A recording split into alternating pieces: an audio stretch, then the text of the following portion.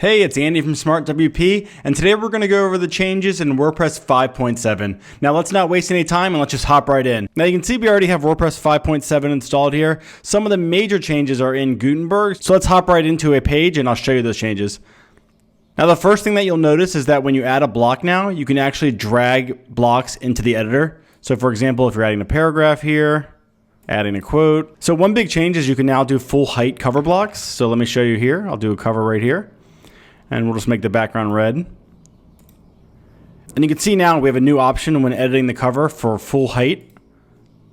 And of course, if you're doing this, you're probably going to want to do full width as well. So we'll do full width. And you can see now it's a giant block in the middle of our page. Now, in addition to this, there's some other smaller changes like to the code block and the list block. And you can see now in a list block, you can change the font size and things like that. Very simple, like you would expect. And the same goes with the code block. Very small change. Now, another change that I really like is to buttons. So we'll go and add some buttons here. You can now add a button.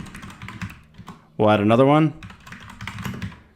Now, this was great before adding multiple buttons, but now you can actually select if they're vertical or horizontal. So if we go to the main element here, buttons, and you can see we can select the variation and we can do vertical. And now you have vertical buttons. And of course, you can select where they're aligned and things like that. This would be great for making a link tree with Gutenberg without using any additional plugins. In addition to this change, there's also a change to the social icons block. So you can see here we have social icons. And let's just add one as an example. We'll add Instagram. So you can see once you actually edit your icons here, you can actually select a size now.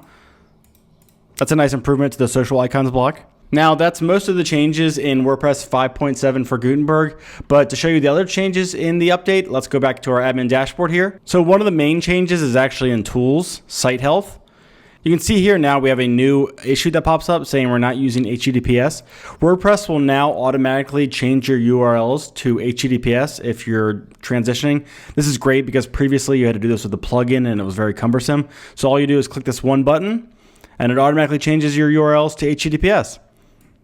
Now, one other change you may have noticed while I've been navigating the site is that all of the colors have slightly been tweaked in the admin dashboard. You can see as we hover over the sides here, there's also a new effect that pops up. I think it's a lot more subtle and an improvement to the dashboard overall. Now, the next change is actually to the users page. Now, if you've managed a WordPress site before, you know how annoying it is for people to ask to change their password and things like that. But in WordPress 5.7, it makes it a little bit easier. You can see we're in our user panel right now, and when you hover over a user now, you can see a new option, Send Password Reset.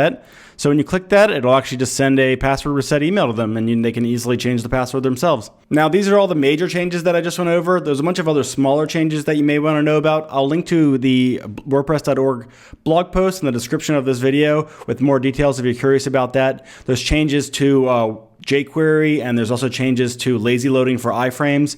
Definitely worth reading if you're interested. And of course, if you have a theme that heavily depends on jQuery, you definitely want to test this out and make sure you don't need to use something like the jQuery helper tool when you're migrating over to this update. I hope this video was helpful. Remember to like and subscribe and check out smartwp.com for more WordPress tips and tutorials. Thanks for watching. See ya.